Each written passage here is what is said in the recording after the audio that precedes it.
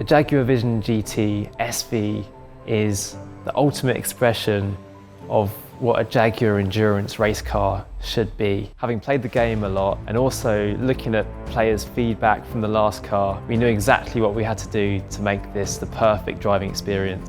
The GT SV is the second design we've done for the Gran Turismo game.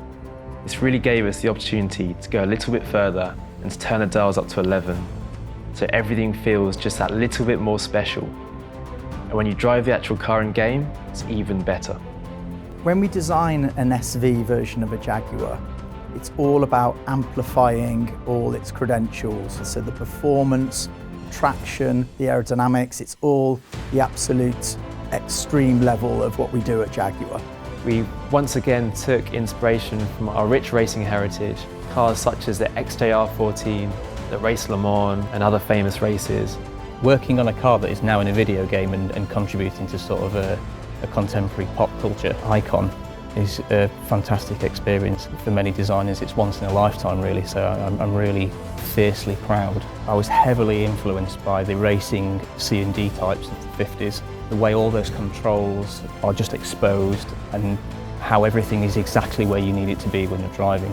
It's very, very unique and special to be able to demonstrate your craft, if you will, with no constraints. With competing in Formula E and the experience we gain, we're developing a lot of technology and know-how with electric vehicles. So with this project, it's also been great to not only take real-world technology that we literally have on track racing, but also apply that to the virtual world as well. When you go out there with projects like this, that's when you really can harness the power of innovative thinking. This car has phenomenal power. It's got the active aerodynamics it needs to run at over 255 miles an hour. And the design is unmistakably Jaguar. Typically on a project like this, you would give the team a whole list of objective targets to start out with.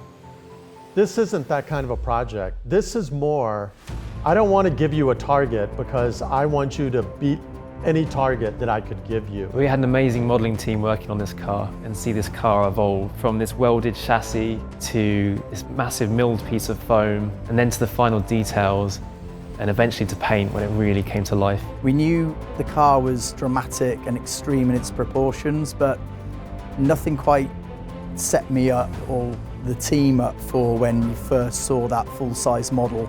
It was even more exaggerated, dramatic, sensational than we ever imagined when we were designing it digitally on the screen. If I had my choice, I would put every SVO engineer on a project like this just so they could see what it's like to live and engineer outside the box of constraints. And that's really how you fuel innovation.